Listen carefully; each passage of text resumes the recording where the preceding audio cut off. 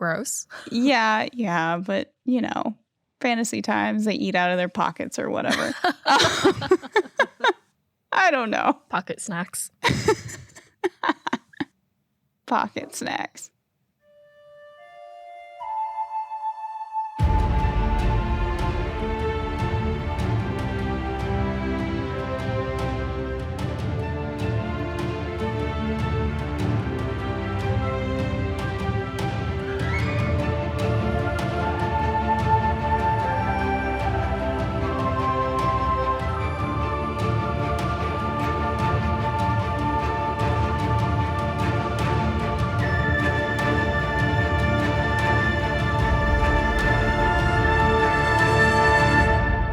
Welcome to Breakfast in Beauclair, a global Witcher podcast. My name is Alyssa from GoodMorhen, and I'll be your host as I, and our international hanza accompany Geralt of Rivia and his destiny, Cirilla of Cintra, across the continent. After a month of waiting, it's finally here. Join the hanza tomorrow, Friday, July 9th, for WitcherCon. Kick off the day with me at 11 a.m. EST and 5 p.m. CET on the Breakfast in Beauclair Instagram as we go live with members of our international community. Then, join me and Brett from Whispers of Oxenfurt as we co-stream the event on Twitch throughout the day, and pop into our Discord and chat about all the reveals, new content, and trivia with the hanza. WitcherCon streams tomorrow, Friday, July 9th, first at 1 p.m. EST, 7 p.m. CET, with a second showing at 9 p.m. EST and 3 a.m. CET+1 across Netflix and CD Projekt Red's YouTube and Twitch channels. Learn more at witchercon.com.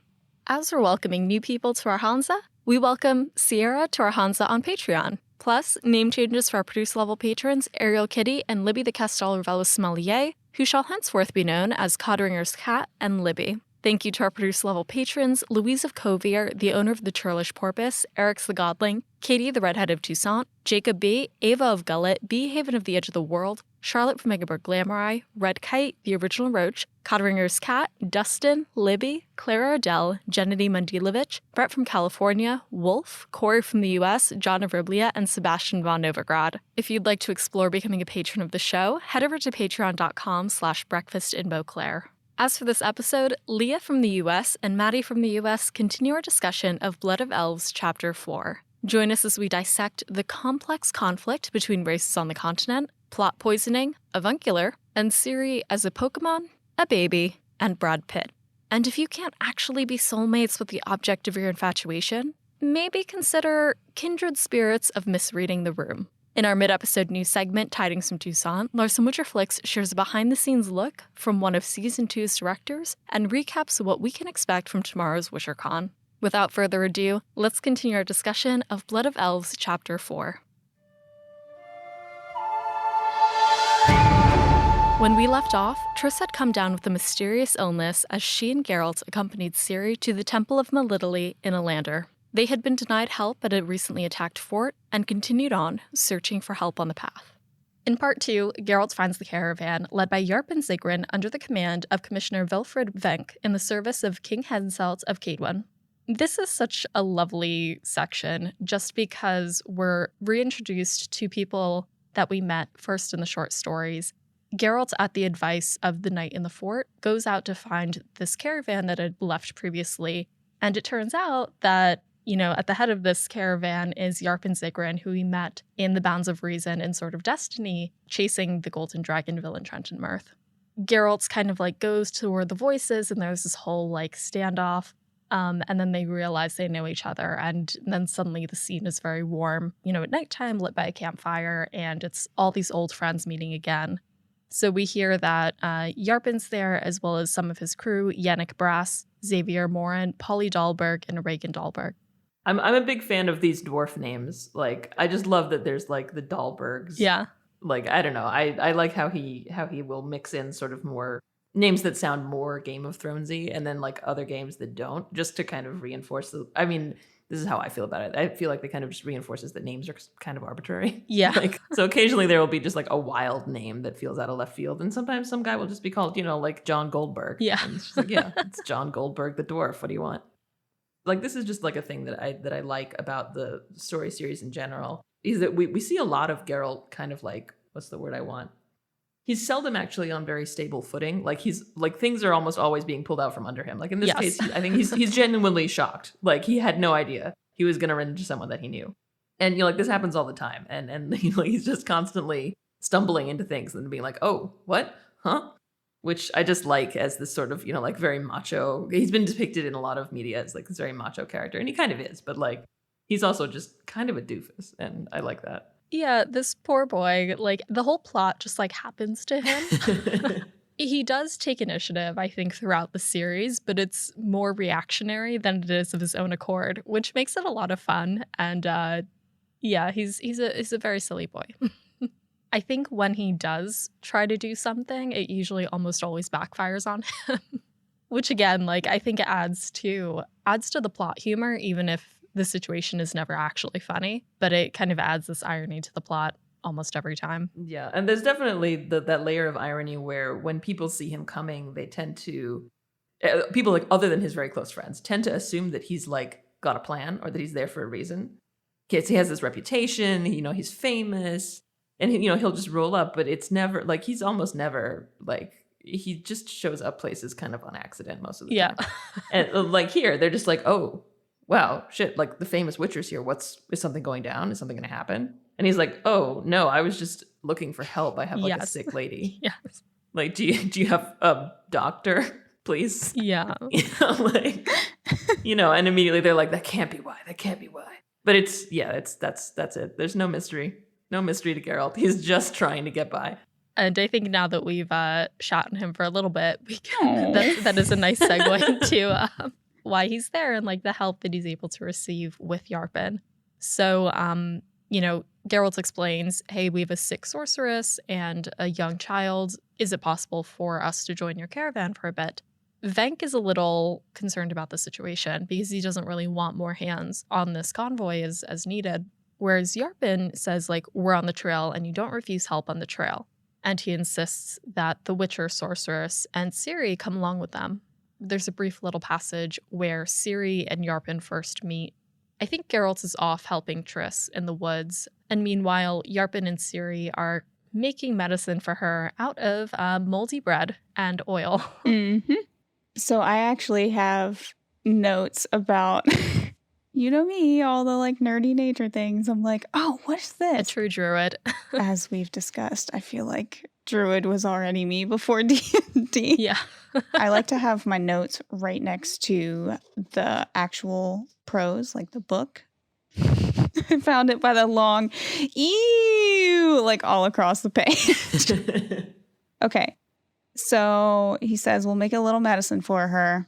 And it's moldy oil meal bread, which I was like, okay, I know what bread is, but oil meal, is that important? And I just kind of briefly looked into it. And usually it's made with linseed, cottonseed, or soybeans, so an oilier grain. And then they mix it with this, I imagine those jars of minced garlic that you get at the store, but something that's been like fermented and left out on the counter for a long time. Anyway, so they mix it, they roll it in this garlic and salt.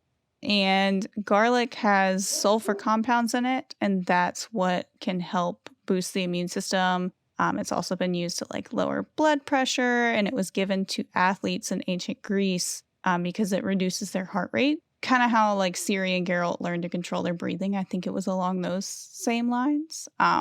For like performance. And then the moldy bread, I just thought of penicillin. Like there are medicines and vaccines and stuff that are derived from bacteria or the compounds they make. So it makes sense aside from just like, we're going to feed her these gross little balls of things. And I definitely appreciate that. Like it doesn't sound any nicer than what the guy at the fort did, but it does sound more reasonable.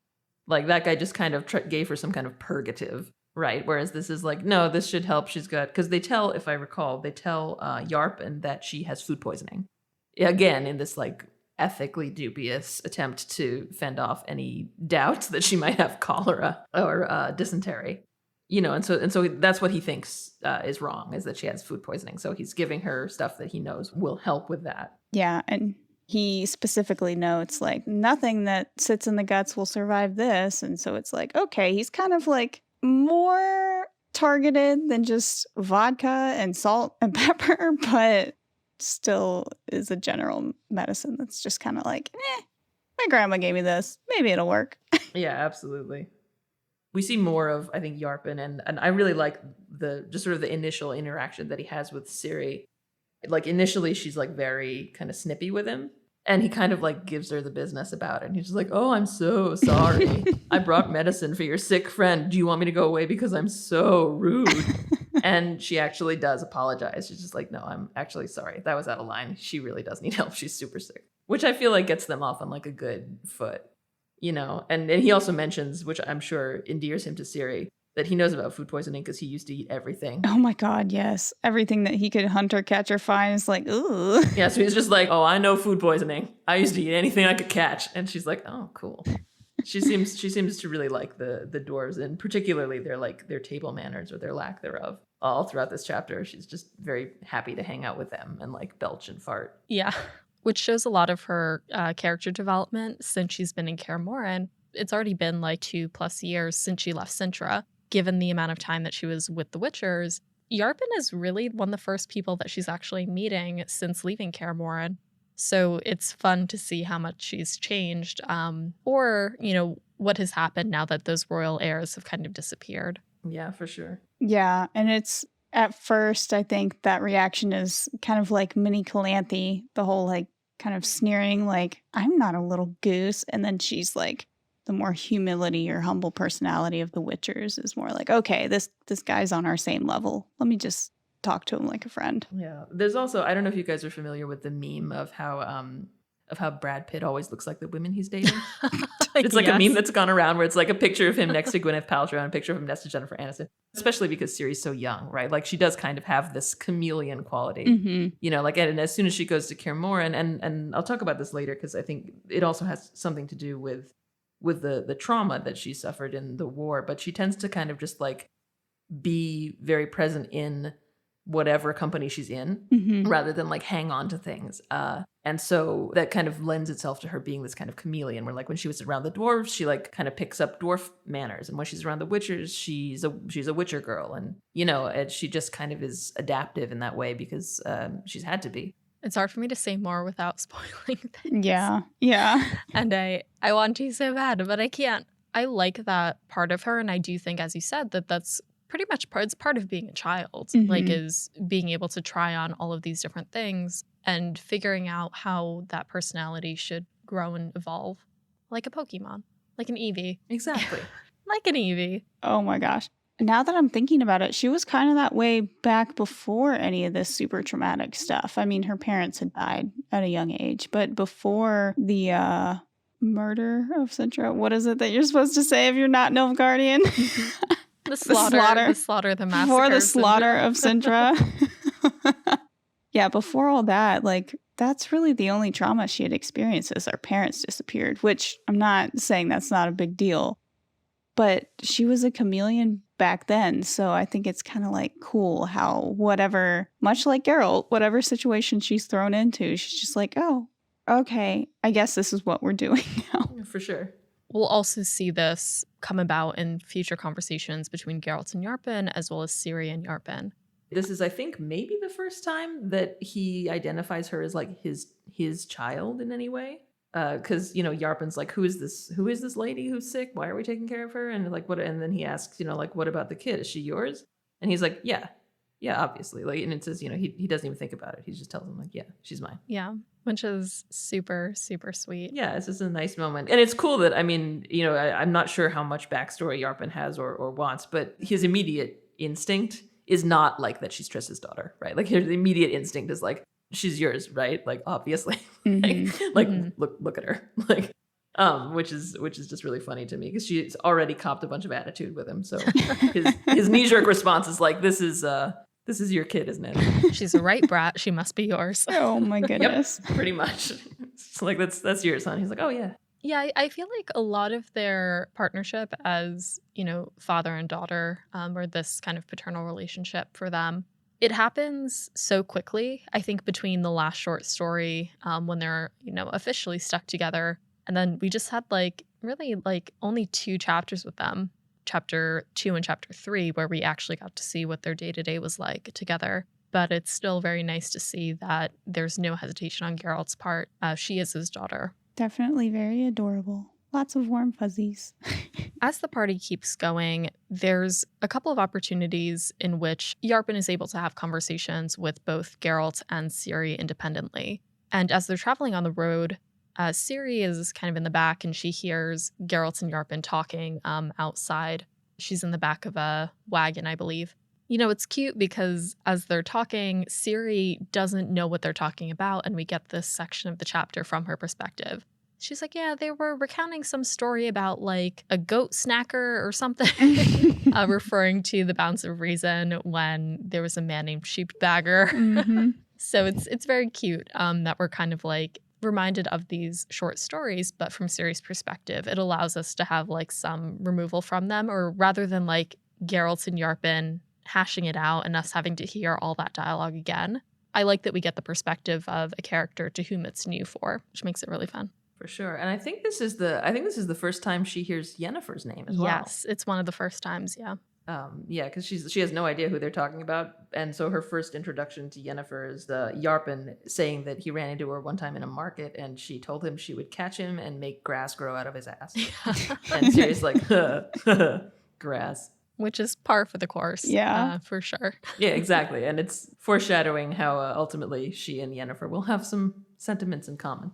Because she's just like, funny. Yeah, and it's funny because it's also the first time that Ciri sees, not only does she hear Yennefer's name, but she picks up that Geralt's like oddly quiet about it. Like he's not denying it, but he just doesn't want to talk about it. So Ciri gets some like, who is this? It's just interesting. And the crux of Geralt and Yarpen's conversation comes down to a warning. Given the fact that we were introduced to the Scoia'tael in that fort, and we hear that the Scoia'tael is comprised of non-humans, Geralt now knows this, and then he talks to Yarpen about, you just can't be in the middle of this. And the exact quote is, both sides despise those who sit on the fence, or at best they treat them with suspicion. Yarpen says, I'm not sitting, I'm unambiguously declaring myself to be on one side. Geralt says, but you'll always remain a dwarf for that side, someone who's different, an outsider, while for the other side. And then Yarpen cuts him off, saying, well, go on, what are you waiting for? Call me a traitor and a dog on a human leash who for a handful of silver and a bowl of lousy food is prepared to be set against his rebelling kinsmen who are fighting for freedom. Go on, spit it out. I don't like insinuations. And Geralt says no. Yeah, and I think we did kind of elide past this initially, like when they actually formally kind of joined the caravan. But there is this moment where Venk, who is in charge, even though Yarpen kind of is like practically calling a lot of the shots, is like, well, you know, this would be a no-brainer if you, famous Witcher Geralt, agreed to just like enlist for the amount of time that you're with the convoy, you know, because this is a military convoy. But Geralt knows that he's talking about the Scoia'tael because he's like, you know, there's stuff in the forest that we might be worried about. Monsters of a sort. And Geralt finally is just like, no.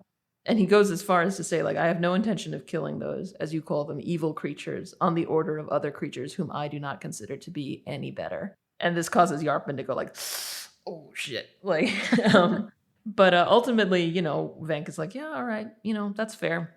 And I think that's really what triggers this argument, right? Is that like this kind of offended Yarpen. Because I think he definitely thinks one side is more right, or at least more defensible than the other. And Geralt, you know, just came out and like just bald-facedly was like, no, I'm just gonna hang back. You know, I don't really have a dog in this race. And so that's I think a lot of what precipitates this kind of roiling disagreement that finally explodes.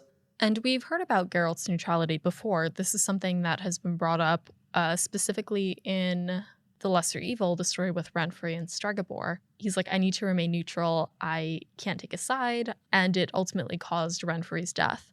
That's still consistent here. We didn't really dig into the nuances of why he believes that, other than like, it's his code. But that is something that we're going to be able to see in depth throughout this chapter, specifically because Ciri is here.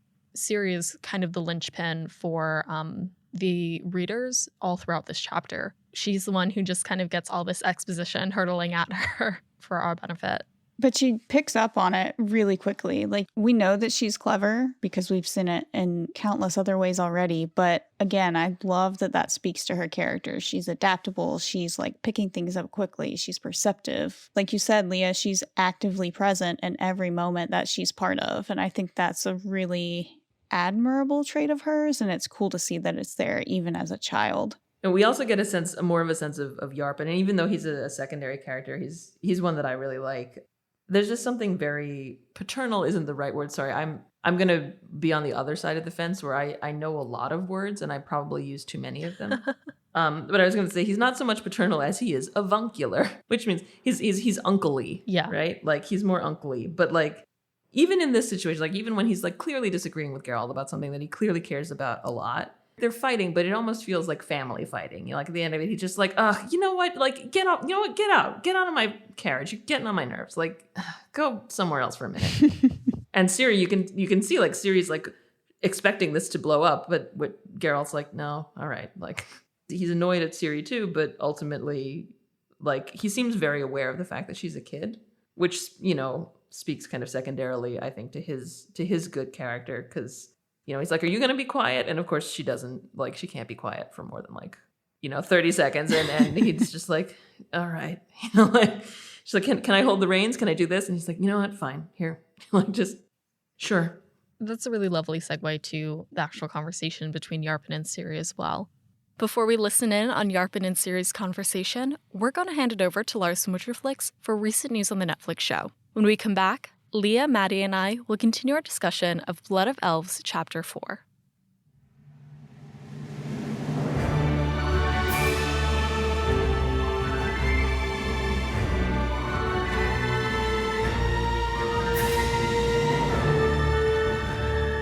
Hey, it's Lars from Witcherflix, and this is Tidings from Toussaint. Welcome back, everybody. This Friday is the day we've all been looking forward to. On July 9th, the WitcherCon will finally take place. This global celebration of The Witcher is brought to us by Netflix and CD Projekt Red. So it will be about the Netflix show, but about the video game series as well. We know that a lot of actors and producers from The Witcher show will be there for interviews, insights into Season 2, and even a Witcher trivia quiz. During the WitcherCon, there will be segments with Henry Cavill, Anya Chalotra, Freya Allen, Mimi Kayisa, who plays Fringilla Vigo, or Paul Ballion, the new actor for The Witcher Lambert. The perfectly named pub quiz-style game Geralt of Rivia sees producers from the video games as well as showrunner Lauren Hissrich and Blood Origin showrunner Declan de Barra. Last but not least, we will be able to look behind the scenes of the Netflix anime film Nightmare of the Wolf, together with its producers from Studio Mir. So there's a lot to expect on WitcherCon, so don't miss the 2 live streams on July 9th and July 10th.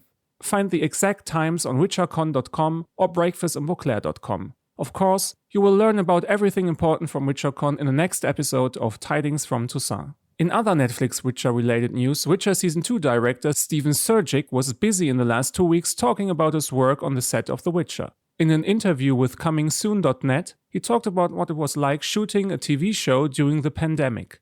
He said, I went to England to work on The Witcher. It was going to be 2 episodes. I started this in December of 2019. And as you all know, by March 13, we were all on a plane on the way home wrapped up like we're on our way to Mars. Everybody was running from COVID and we didn't know what to do. 2 or 3 months went by and Netflix was incredibly supportive at a time when everyone was afraid and everyone was paranoid that the world was collapsing. But anyway, 3 months later we went back and they had labs set up on site and we were working away. We worked for another year almost before it was completed, and that was for a number of reasons, but it got stretched out. So I didn't know when I was going to be done. Stephen also talked about what the actual Witcher set looked like. I just got off The Witcher in England. I did 2 episodes and it was, I can't tell you how many days of shooting we had. It just went on and on. I was there for a year and a half. In the case of something like The Witcher, I get all the prep time, the shooting time, but some days we were shooting just a few shots because it was all special effects. There were stunts involved, there were large crowds, it was difficult to get. In another interview, this time for Combat Radio, Steven Surgic talked about what Henry Cavill is like on the Witcher set. When Henry shows up on set, he shows up on time. He shows up in character with his costume, on his mark, and he knows all his lines. He knows the background to what he is doing. He knows what came before and what comes after it. If someone is new there, Henry Cavill will spot them and say, "Who's that?" And he introduces himself and finds out what they are doing. He's amazing. He could be a politician. Wow, Henry absolutely sounds like he's a joy to work with. Anyway, guys, that's all for today. I hope you all stay safe and well, and have a great WitcherCon. We'll talk again in the next episode of Breakfast in Beauclair. Until then, thanks again for listening, and good luck on the path.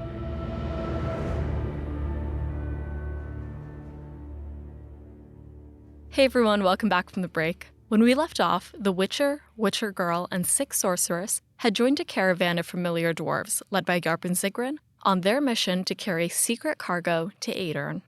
You know, on the box, once Yarpen sends Geralt away, Ciri kind of crawls up to join him. She starts peppering him with questions about Geralt's supposed neutrality and what does it mean to remain neutral. And Yarpen says, it's to be indifferent. Yarpen's understanding of Geralt. He tells Ciri that if the Scoia'tael attack us, your Geralt intends to stand by and look calmly on as they cut our throats. You'll probably stand next to him because it'll be a demonstration class. Today's subject, the Witcher's behavior in the face of conflict between intelligent races. And Ciri responds, "I don't understand." Yarpen says, "That doesn't surprise me in the least." And the conversation continues, and Yarpen tells her, you've grasped the nature of the Scoia'taels quickly. You like the slogans. You know why you understand them so well? Because the Scoia'tael are brats too. They're little snotheads who don't understand that they're being egged on, that someone's taking advantage of their childish stupidity by feeding them slogans about freedom. And Ciri responds, but they really are fighting for freedom. Like the Dryads in Brokilon, they kill people because some people are harming them, because this used to be your country. And now there are people here, so the elves. And then Yarpen gives her a little bit more context about prior to the conjunction of the spheres, there were battles between the elder races. And then once the humans came, that's when all the non-humans turned against the humans. But he's even a little frustrated, it sounds like, about even the relationship between non-humans themselves. Because who the other is seems to change with the century. Yeah, and then he gets rather crude about the whole thing, talking about his whole point by the end is who wins. And in his words, he says, "He who shatters the skulls of others most efficiently and swells women's bellies fastest reigns," which gets him in trouble. Yeah. Right. Geralt just comes up out of nowhere, as he does, and he's like, "Yarpen, restrain yourself a little." Language. And then Triss is like, "Oh, what are we talking about? I'd like to learn more about the role of screwing in the evolution of society." And I'm just like, oh my God. No, I love how she's, he's just like, "Come on, would you stop? Language, please." And then Triss is like, "Oh, no. Let him keep going. This is fascinating. Fascinating. Well, I don't know what this theory is, but I want to hear more." There's that, but then my thought is for some reason, so many of Triss's lines so far in this book, I don't know if she's just awkward and it just kind of happens to be that anytime she's responding it's about sex or something, but I'm just one of my notes here in my notebook is why are so many of Triss's lines about sex? What is this saying about her character, or is this just happenstance? She's so frustrated throughout this whole book, poor Triss. And I think, as someone who hasn't played through the games, I think it's probably a very different depiction from what the games show. Because even at the very beginning of this book, right, she shows up and she's kind of excited because she's been invited by this guy who she's still hung up on, and she hasn't heard from him in a while. And it turns out she's just kind of his bronze medal because he felt too awkward calling up the person who could actually help. And she's just relegated to essentially being a babysitter. And it turns out she likes Ciri, and so it's not a big deal. Well, it's not a terrible fate, but she's just increasingly frustrated for months and months and months. And then she gets sick, and it's clearly she just is, she can't deal. She can't deal. She just really wants a hug, a special hug. Yeah. And she's not going to get one. I get that, but also Triss, it's just so weird to me that Triss and Yennefer are friends. And everyone, even people under the tree at the beginning of this book, everyone is very aware of Geralt and Yennefer's thing. And still, Triss is just any opportunity. And Yarpen actually brings this up and gives Ciri a lesson on this later. But anytime Geralt is kind or respectful to her or helpful, she's just is this the time? Is he in love with me yet? Just like, oh my God, Triss, like, stop, girl, stop. She's such a mess. Yeah. She's such a mess. I feel like it's one of those lessons, like, even in IRL, like, when something's not for you, like, it's not for you, unfortunately. So you just gotta, like, pack up, move on. Yeah, And that's, like, yeah. that's not just romantic relationships. That's, like, a lot of other things as well. Yeah, like read the room. Yeah, but I actually mentioned this later about something else, but I think it's just generally true. Like there's a lot of failures to read the room. In this, Geralt and Triss are actually kindred spirits. they're both not very good at reading this room. Oh no. At least in this chapter.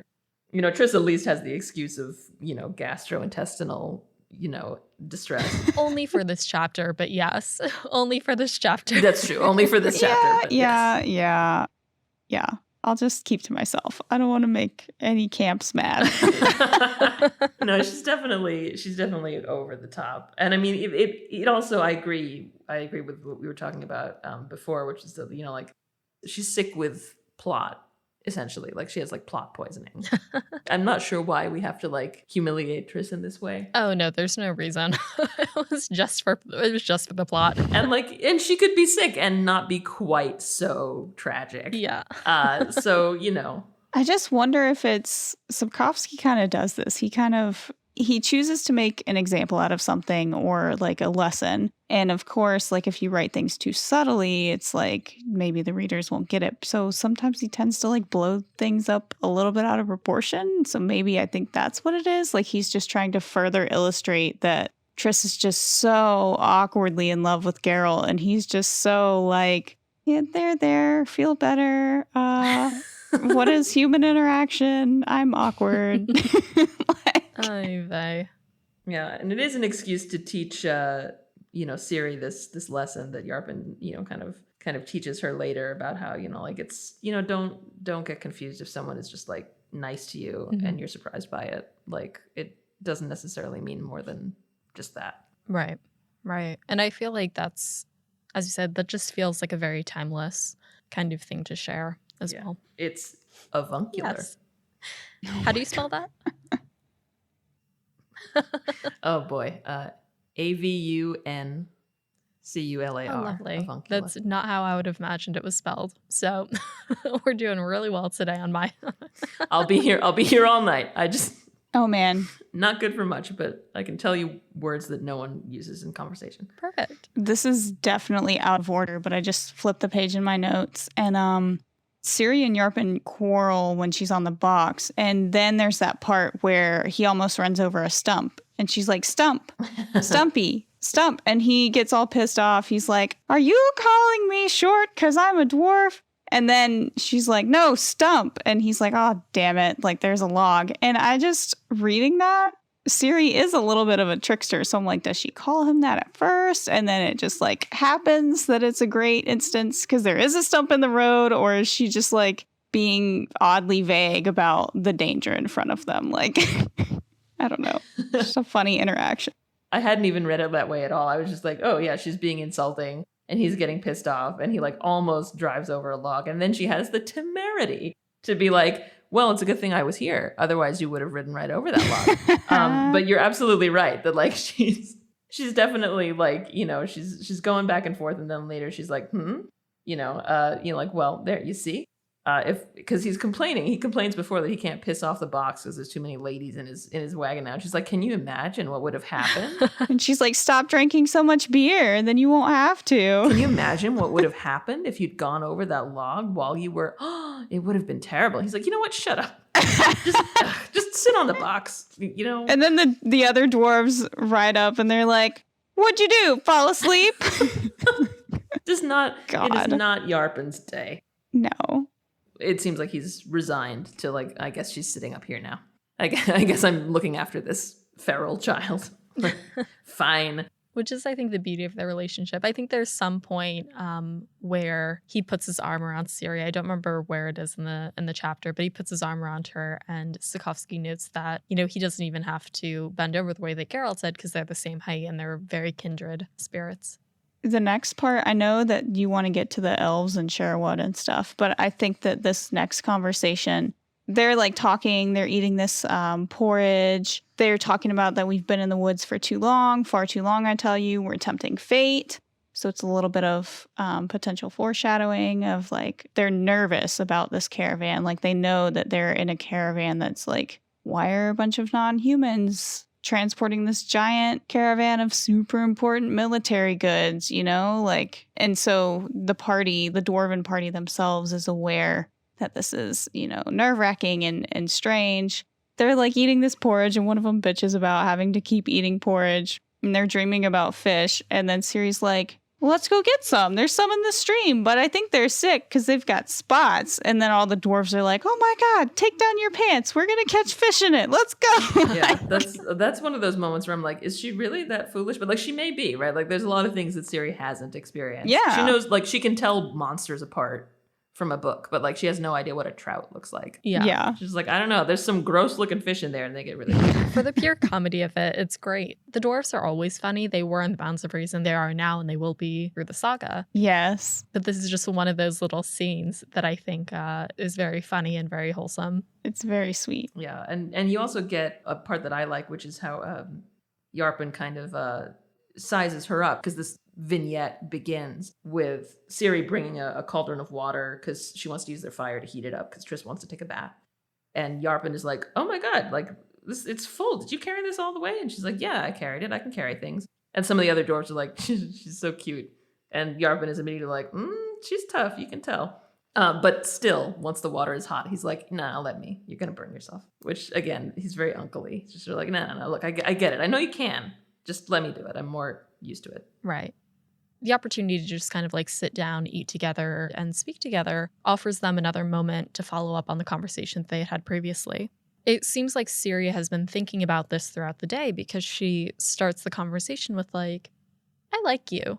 And Yarpen says like, well, I like you. She says, but you're a dwarf and I'm not. And he's like, what difference does that? Oh, the scoia'tael. You're thinking about the squirrels. It's, again, that kind of moment of uncling or parenting for him where he just has to, again, break it down for a child. This is one of those moments where I think Ciri kind of reveals how sharp she is. She mostly kind of stays in this child zone. My sense is that it's like maybe partly defensive, where she's like, what's a trout? I don't know, blah, blah, blah. But in this moment where he's like, oh boy, like that squirrel thing is not giving you any peace, is it? And she's immediately like, it's not giving any of you any peace. Clearly, she's actually noticed quite a lot. She's like, I can see that. Like, none of you guys are settled about what's going on. So who's right? Yeah, and that's the question that she brings to him is like, Geralt wants to be neutral. You serve King Henselt, even though you're a dwarf. And the knight in the fort shouted that everybody's our enemy, everyone, even the children. She asks Yarpen who's right, and he tells her, I'm just going to read it out because this excerpt's very long, but it cuts to the core of a lot of the different themes that we explore in this chapter. She says, who's right? He says, I don't know. I'm not omniscient. I'm doing what I think is right. The squirrels have taken up their weapons and gone into the woods. Humans to the sea, they're shouting, not realizing that their catchy slogan was fed to them by Nilfgaardian emissaries, not understanding that the slogan is not aimed at them, but plainly at humans, that it's meant to ignite human hatred, not fire young elves to battle. I understood. That's why I consider the scoia'tael's actions criminally stupid. What to do? Maybe in a few years' time, I'll be called a traitor who sold out and they'll be heroes. Our history, the history of our world, has seen events turn out like that. He talks about Elorena. We have not been introduced to this person yet. We'll find out later in the chapter what this alludes to, but we don't really find out here. He says, if Elorena was a hero, if what she did is heroism, then that's just too bad. Let them call me a traitor and a coward, because I, Yarpen Zigrin, coward, traitor, and renegade, state that we should not kill each other. I state that we ought to live in such a way that we don't later have to ask anyone for forgiveness. The heroic Elorena, she had to ask. Forgive me, she begged. Forgive me. To hell with that. It's better to die than to live in the knowledge that you've done something that needs forgiveness. There's a brief line here that notes that Ciri instinctively felt she shouldn't ask any questions and she should just be silent and let Yarpen continue. He says, we have to live next to each other. We and you, humans. Because we simply don't have any other option. We've known this for 200 years, and we've been working toward it for over 100. You want to know why I entered King Henselt's service? Why I made such a decision? I can't allow all that work to go to waste. For over 100 years, we've been trying to come to terms with the humans. The halflings, gnomes, us, even the elves. I'm not talking about rusalkas, nymphs, and sylphs. They've always been savages, even when you weren't here. Damn it all, it took 100 years, but somehow or other, we managed to live a common life, next to each other, together. We managed to partially convince humans that we're not so very different. Ciri says, we're not different at all, Yarpen. We're not different at all. After all, you think and feel like Geralt, and like I do. We eat the same things from the same pot. You help Triss, and so do I. You had a grandmother, and I had a grandmother. My grandmother was killed by the Nilfgaardians in Cintra. The dwarf responds with some effort, and mine by the humans in Brugge during the pogrom. You know, between their discussion on the box and this follow-up discussion here, we learn a couple things about Yarpen's place in this and where he kind of sits on that line. You know, he had told Geralt previously that, no, I'm decidedly on the human side because he thinks that the Scoia'tael's purpose is silly and detracts from the progress that they've been working toward for so long. When they were on the box, he spoke about expecting Geralt's neutrality. He also said, you know, between the last discussion and this one, the slogan "Humans to the Sea" is fed to them by Nilfgaard, and it's not meant to encourage elves into battle. Humans to the Sea is meant to stir up hatred, not just in a rally, but in response as well. Yeah. Which I think is really, really timely. Really on the nose, as you've said. Just with everything that's, I think just with where the world has been lately. So like this line specifically, it's something that's being told to non-humans in order to make humans angry, which, feels very, unfortunately, very timely. Yeah. And then Yarpen kind of talks about why this personally is important to him. And it comes down to his own personal values, for sure. But super, super dense stuff. What did you guys think? This chapter in particular, I'll talk more about it at the end, but this chapter in particular just hits me like to my core because I am a very sensitive person, not when it comes to like gory stuff or like gross things, but like people's emotions. Like I pick up on them very easily. I try to be very empathetic in everything I do. And this compared with, unfortunately, it's been like the last forever that this feels timely for. But in my lifespan, at least like the last 10 years or so, or when I really was able to be a real human and like realize, oh my God, this world is so dark. Being a sensitive person in it sometimes is just like, oh, I want to help you, but you're like, which side do I choose? So I feel Yarpen's pain of being like, I'm on the human side because he thinks that's what will keep him safe and what's right when he's only given one option or the other. You know, The Witcher is a very gray world. It's not black and white. And I think this is a perfect example of that. But unfortunately, there are sometimes when you have to choose.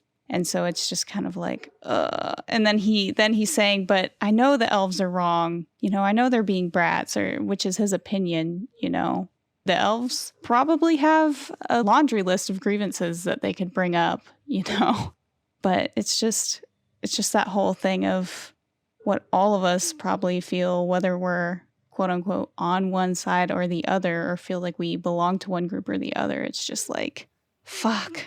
Yeah, for sure. And I had some notes from the first time we talked was the first night of Passover, and so it was like on my mind. It still is. The context for my sense of like the last year and a half is that my family's Jewish and my husband's family is from Taiwan. So it's kind of just like, well, here we are, kind of caught in the middle of these two things where like no matter kind of where we go, we're going to be a minority, as like an interracial couple, and like it's all a thing. So I've been thinking a lot about all that stuff. But having been the first night of Passover, and particularly I noted that like the first time I read these books, it made an impression on me that Sapkowski uses the word pogrom, which is totally accurate to what he's describing and legitimately, I think, like a Eastern European word. So it makes sense. But it's also a word that I first encountered learning about Jewish history. I think a lot of Jewish American kids probably first encounter it in that context. So it creates this kind of emotional connection there for me. Every time that he uses it to describe these kind of genocidal massacres that happen in this world. Mm-hmm. And just this moment where, Ciri, I don't know, she has a tendency to almost think at this point in the story of the Nilfgaardians as like sort of other than human. But for sure, he says his grandmother was killed by humans, and like so is Ciri's grandmother, right? Like there is a common thread here. And this, like, Sapkowski doesn't really pick up that thread until much later in the sort of cycle. But the common thread is definitely that, like, this thread of like loss and sorrow, right? Like that they both have experienced this. And another thing that I think is really interesting is that I think previously, either in this book or one of the earlier ones, Geralt's neutrality is framed up, at least sometimes, in terms of his longevity.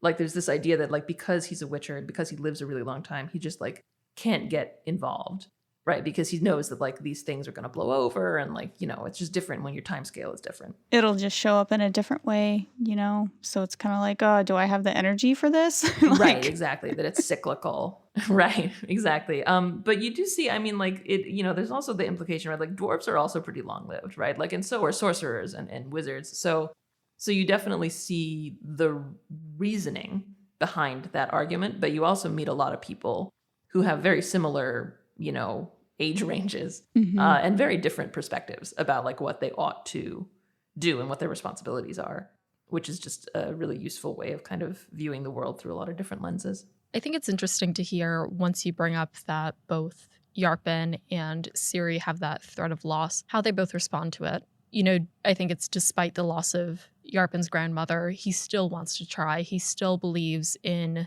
that momentum of camaraderie, or just at least the need to work together, even if it can be transactional, right? Ciri, it almost feels like she's still at the point where, you know how with like dogs and babies, they look to you to see how you react before deciding how they should react. Yes. Totally. It still kind of feels like that with Ciri, where, you know, when she was in Kaer this is at the end of chapter 3, when Triss starts talking about politics and what the Nilfgaardians did to her at the Second Battle of Sodden, Ciri jumps in and she's like, I'm going to kill them all because that's what you've been teaching me. That's why I have a sword. And, you know, she has been in this environment where she's been encouraged to defend herself, to fight. And stand up for what's right, too, not just herself. Right. And Geralt knocks her down immediately. He says, no, if that's what you're going to do with your training here, then you're going to stop. You know, she had a very adverse reaction to that. But again, here, you know, they're talking about their loss, and it seems like Ciri is still, I don't know, she's responding to it much differently than she had previously. She's torn. She's seeing different sides of it now, you know, instead of just her experience in the massacre at Cintra or, you know, whatever. She saw the boots of the past elves at the fort, you know. She's hearing these things. She's hearing her mentor, Geralt. Although he's neutral, it's still a very strong opinion. And then, you know, just wink. And she hears everything because she's just always eavesdropping, as kids do. But it's just wild how it's like she's looking to them, but she's still picking up on it. And it's so many different opinions at once that it's like, oh God, like I can only imagine not just being a kid, but also being presented with like all of the choices at once is like, yeah, really making her head swim.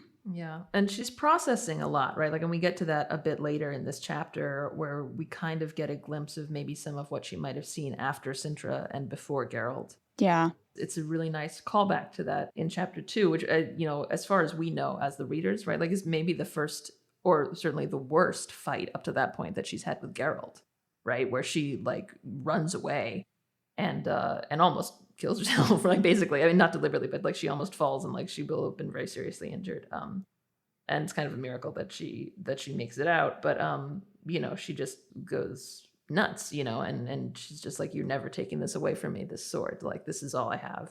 And so yeah, it's her growth is very painful. She has a lot of growing pains in this book. Like everything that happens to her just seems like so hard. The world really beats Ciri up this whole book. Yeah. Spoilers. Anyway, Cintra, all the other perspectives. Then she's with Geralt. Then she's at Kaer Morhen. And now she's, you know, in the real world where all of these viewpoints are very, very pertinent and very in her face. And not just like a topic of conversation, like over dinner, but like shit, this is happening right now. She was brought up to defend herself and defend others. And then, you know, she was kind of torn down a little bit at Kaer Morhen with the whole sword thing. And so I just feel if I were Ciri in this situation, I would be like, but you taught me this and I'm seeing this and, you know, this is what should be right. But what is right? You know, just that, how do you explain this to a child or even to yourself? but you're still having to make a choice. And I think that's a universal theme that we kind of come back to continually in the Witcher series and that we've talked about repeatedly on the show is you always believe that you're the hero, Yes. no matter what side that you're on. And, Ciri is grappling with that. She doesn't really understand who's right, who's wrong. Yarpen sits on one side, Geralt's in the middle, the Scoia'tael on the other. And then Nilfgaard is, there kind of whispering in their ears. But that is something that we also get to explore more deeply in the next few sections as well. How do we actually define that call to heroism, I think? And what actually compels people to take up these slogans and these values and to actually, compel them into battle. I keep coming back to that line in the middle of Yarpen's section where he says that, the Scoia'tael don't understand that the slogan is not aimed at them, but plainly at humans. And it's meant to ignite human hatred, not fire young elves to battle. Because it's like, who is this for? Is it really for elven freedom, or is it for the Nilfgaardians to further their political and militaristic pursuits on the continent? There's so many players in this world, and trying to distill it, even for a child, is still complicated. But it gives us plenty of space to go for the rest of the saga as well. Oof. Sorry, listeners. This chapter is heavy. It is. And actually, I think that is probably a good time to end this episode. Like this recording or chapter 4? No, I mean like this, because we've also been recording for an hour. So that actually, oh, shoot. that's basically a whole episode is what we just did because of how dense it was. Yeah, it's good. It just slaps real hard right now because, yay, the world is a fucking mess. Oh my God. Yeah. Also, I mean, it's hard to come up with slogans. I mean, it's. I feel like this is it's an accusation that gets leveled at a lot of slogans, right? Like someone is always going to be like, "Well, that's just inflammatory," But like slogans are tough, Like it's hard to come up with a good one. But he's got a point, The whole point of a slogan is to grab your attention, right? It's marketing. Yeah, absolutely. Even here, the Nilfgaardians are marketing to the Scoia'tael like they're just using them as pawns to fight down their enemies, but like they still have to market to them and give them some sort of reason. Like, this is why you should buy our paper towels.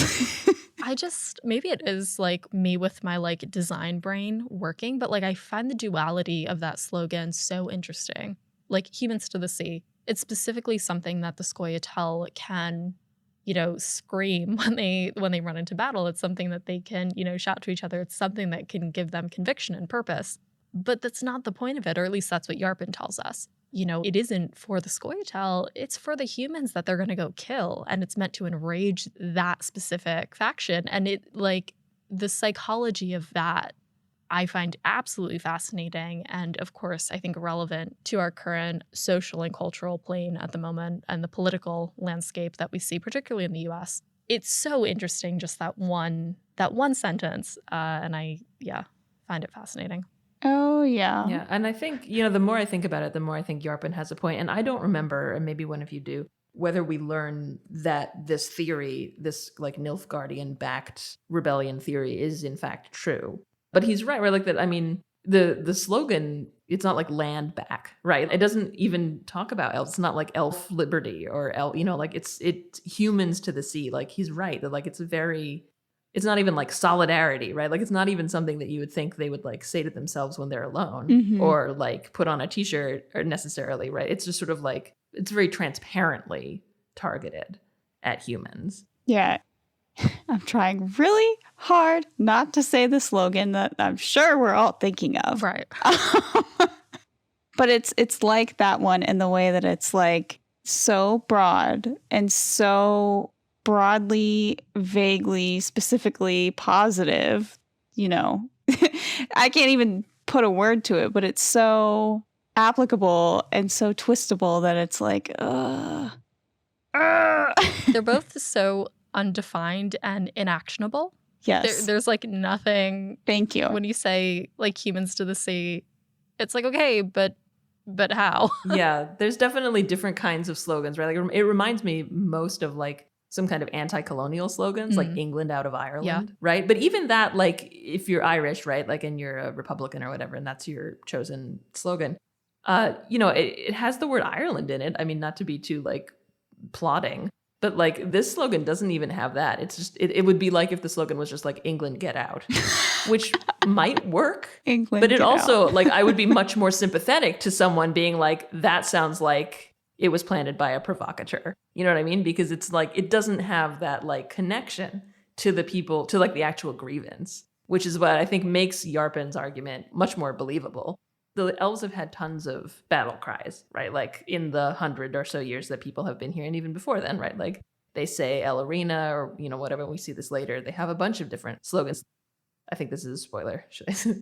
They eventually run into some elves. And like, I don't think any of those elves ever say humans to the sea, right? Like it's not even, it doesn't even seem to be in their like vocabulary of like things that you say when you're fighting or when you're like in conflict or arguing. It doesn't seem like a slogan that's very reflective of like their cultural kind of framework. Yeah, although two things. Tom Canton, who plays Filavandrel in the Netflix series, who's like basically the king of the elves, sort of, but not really, often posts that he puts humans to the sea on a lot of his posts, which is obviously very fun. The other interesting thing, based on Witcher lore, is that elves came from the sea. So they came in on white ships and came into the continent and started fighting with the gnomes and the dwarves that were there. So it's interesting that, conversely, their slogan is now humans to the sea. I think Yarpen says that when they're talking about the elder races, he and Ciri. I think he mentions, they came on their white ships, like you just said, and then you guys showed up on your white ships. So it's like, what are these white ships? We've spent like the whole last section theorizing and philosophizing about what is going to happen. What are all these factions doing to each other? What does it mean to be on the side of neutrality? What does it mean to select a side? And we've been eyeball deep in conversation the last couple of pages. And once we get to the back half of the chapter, that's when everyone's, theory is actually put to the test. And we get to see all of these values in action. Before we wrap this chapter, we're going to end our discussion here. Join Leah, Maddie, and I in the next episode of Breakfast in Beauclair for the final part of our discussion of Andrzej Sapkowski's Blood of Elves, Chapter 4. Thanks for joining us at the Breakfast Table. For show notes, transcripts of each episode, and a complete list of our social platforms and listening services, head over to breakfastandbeauclair.com. Breakfast in Beauclair is created by Alyssa from GoodMorhen. It's hosted by Alyssa with the Tidings from Toussaint, news segment by Alyssa and Witcherflix. The show is edited by Alyssa with music by Filter Media. Breakfast in Beauclair is produced by Alyssa in New York City with Louise of Covier, the owner of the Churlish Porpoise, Eric Sagodlin, Katie the Redhead Toussaint, Jacob B., Ava of Gullet, B. Haven of the Edge of the World, Charlotte from Megaberg, Glamour, Red Kite, the Original Roach, Cotteringers Cat, Dustin, Libby, Claro, Del, Jenny, Mandilovich, Barb from California, Wolf, Corey from the US, John of Ribley, and Sebastian von Novigrad. Special thanks to Leah and Maddie for joining us for this episode and our international Hanza for their support.